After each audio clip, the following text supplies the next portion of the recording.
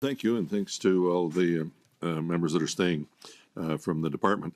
I wanted to thank your officials, Mr. Hannaford, from the Canadian Nuclear Safety Commission for meeting with me yesterday. They were courteous and very knowledgeable, but I was troubled to find out that the letter I sent to you, which included the U.S. Director of National Intelligence's preliminary assessment on UAPs, including the legislation and a list of the UAP sightings near Canadian nuclear facilities, was not shared with the Director General, who's in charge of the security of safeguards. So why didn't you share that information with your officials? Yeah, thank you very much, Mr. Chair. And I should say at the outset that obviously nuclear safety is one of the critical aspects of the work of CNSC and of my department, and is something that we do take very seriously. Following on your question at our last appearance, we did receive your letter, and I do apologize. There was we're still tracking down precisely what happened, but the information was not provided to CNSC, as you say. I've now had several conversations, though, with both my colleagues within the department and with the president of CNSC. I can assure you that this is something that both organizations are fully apprised of. And as you note in your letter, this is a matter that is of importance. Security involved, and that's why I was asking them the questions and why we gave you the information over a month ago. But anyway, are you aware that your department has no standardized reporting process for licensees to report either UAP or drones near their facilities, nor is there any formal investigative guidelines to determine the origin and intent? Are you aware of that? My understanding, Mr. Chair, is that we keep under surveillance, obviously, the facilities that are licensed under CNSC. CNSC also maintains fairly strict protocols with respect to any overflights or any potential risks to the security of the facilities. In the spring of 2021, we were advised, or CNSC was advised, of a request to fly a drone over a nuclear facility, and that request was denied, and the requester complied.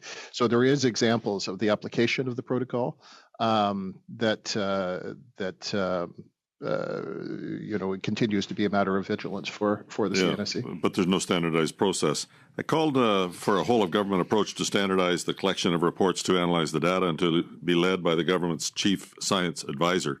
If she accepts that request, will you commit that your department will fully cooperate with any information? We are always prepared to work with the chief science advisor and with colleagues across government.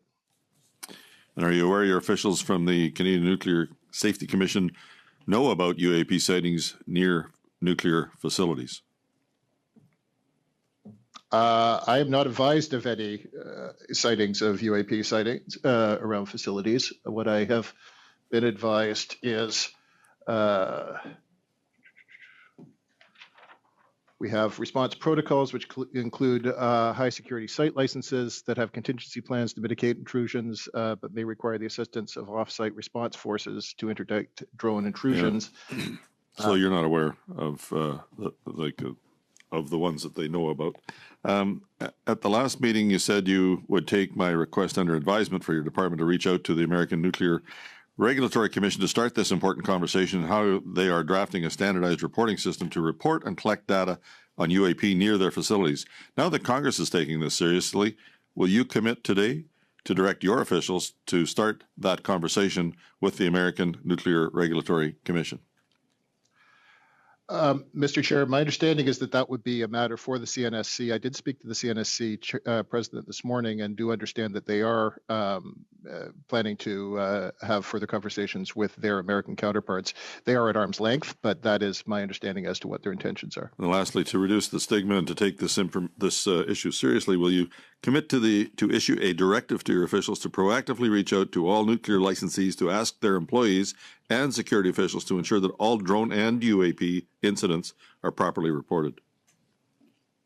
Well, again, Mr. Chair, we will follow up with CNSC and see what is possible with respect to those sorts of communications, but I can repeat that this is a matter that we do take seriously, and that there are protocols in place with respect to such flights.